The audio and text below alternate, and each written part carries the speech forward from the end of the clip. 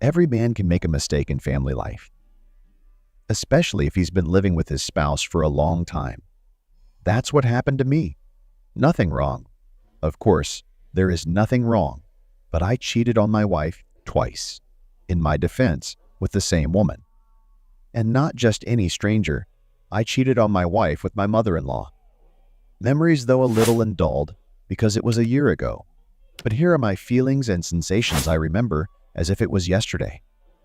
As long as I remember our family life, my mother-in-law has always been around. She helped me with money when things were tight, nursed me with chicken soup and raspberries and tea when I was sick, and my wife was at work.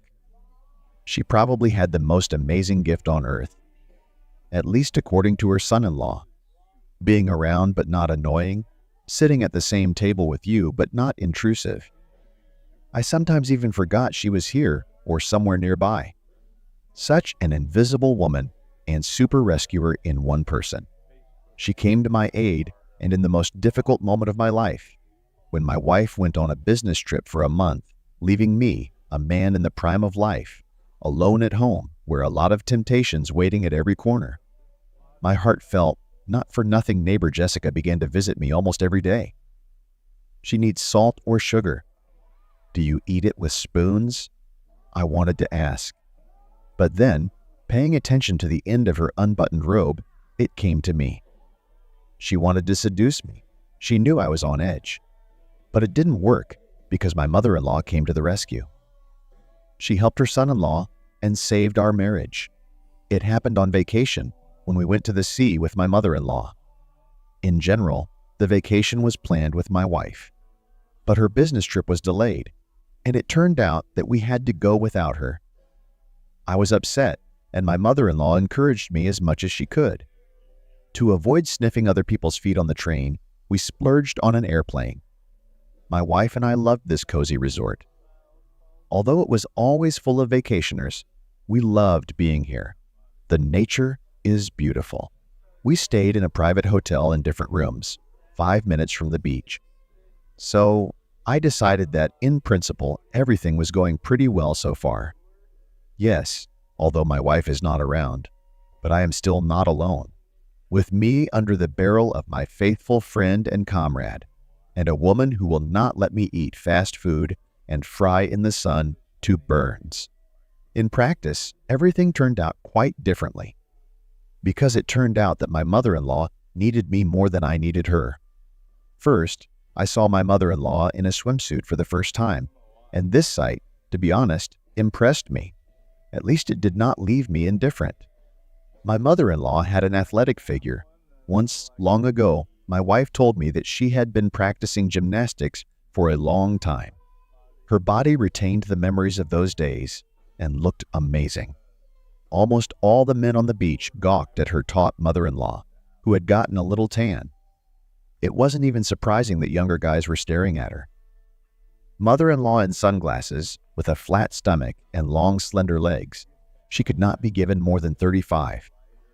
And so when she was once again approached by some pudgy grandfather who thought he was macho, my mother-in-law howled and asked me to hug her so that he and the other males on the beach would know that she was busy.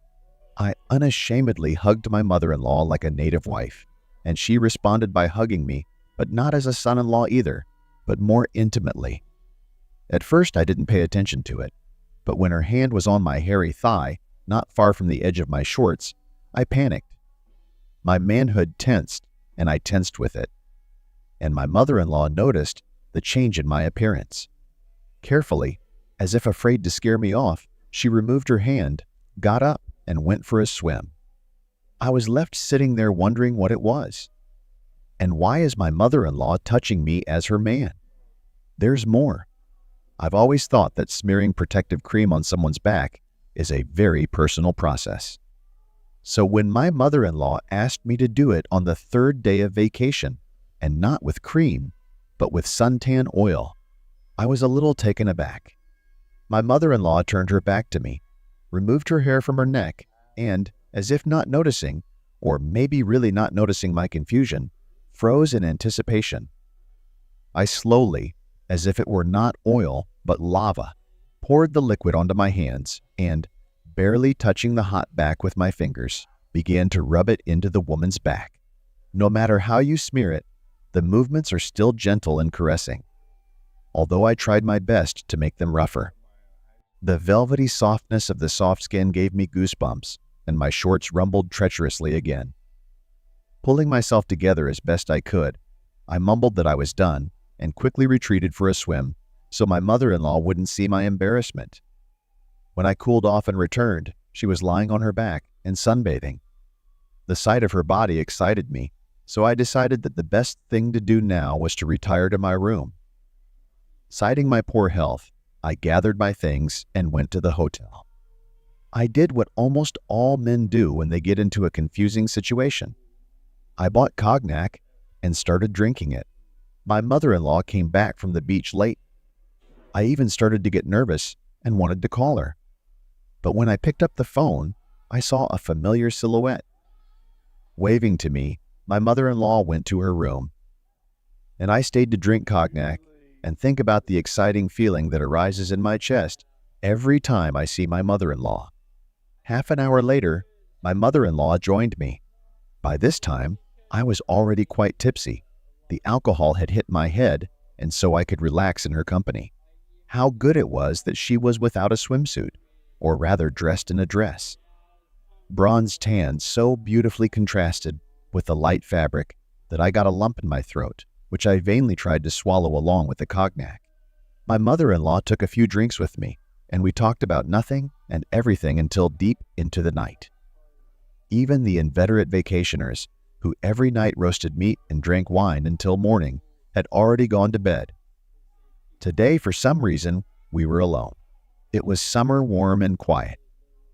My mother-in-law silently got up and walked to the pool. She took off her dress and remained in her underwear. Without turning around, she silently, almost without leaving a splash, dived into the water.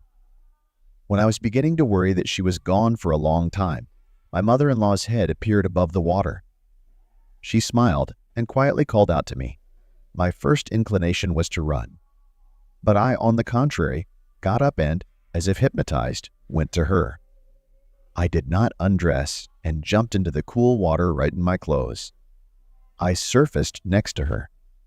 Our gazes met and our lips touched. The sensation was strange, but pleasant. We plunged headlong into the abyss of passion and pleasure. And the pool was only a prelude to the real action, which took place in the hotel room. I was satisfying my hunger. My mother-in-law was pursuing her goals. Everyone was satisfied, except perhaps my wife, who even now, a year later, does not know about what happened between me and my mother-in-law at the sea.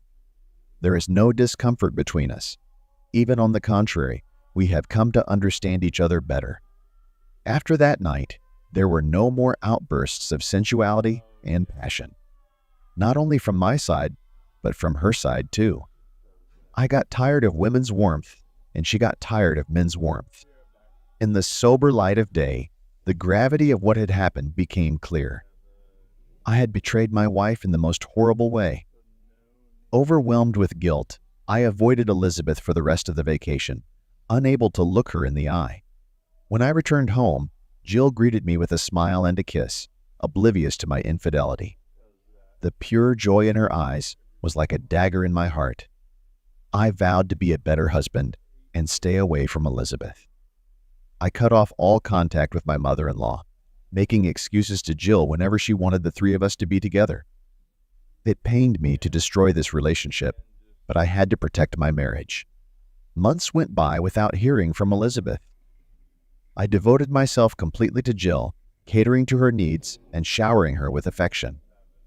Over time, my remorse subsided, but not forgotten. We became closer than ever. One evening, Jill said quietly, "I have some news." She took my hand, her eyes filled with tears of joy. She was pregnant. Overwhelmed with emotion, all I could do was hug her tightly. As we hugged each other, I silently vowed that this child would have the loving, faithful father I had failed to be. We would face the future together, leaving the past behind. It was time to close this painful chapter forever, and write a new story of our family.